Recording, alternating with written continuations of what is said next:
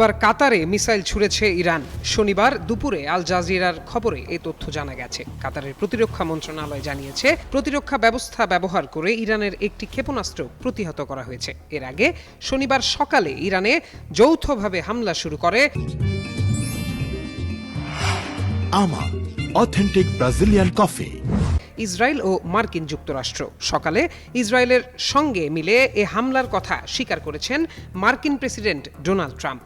মার্কিন যুক্তরাষ্ট্রের এক কর্মকর্তার বরাত দিয়ে রয়টার্সের খবরে জানানো হয়েছে, ইরানের বিরুদ্ধে মার্কিন হামলা আকাশ ও সমুদ্রপথে আল খামেনির কার্যালয়ের সামনে একটি বিস্ফোরণের ঘটনাও ঘটেছে। হামলা হয়েছে প্রেসিডেন্টের কার্যালয়ের সামনেও, তবে তারা নিরাপদ স্থানে রয়েছেন বলে খবরে জানানো হয়েছে। ইরানের এক কর্মকর্তার বরাত দিয়ে রয়টার্স বলছে, ইরানের সর্বোচ্চ নেতা আয়াতুল্লাহ আলী খামেনি তেহরানে নেই এবং তাকে নিরাপদ স্থানে স্থানান্তর করা হয়েছে। এছাড়া প্রেসিডেন্ট মাসুদ পেজেশকিয়ানও অক্ষত রয়েছেন।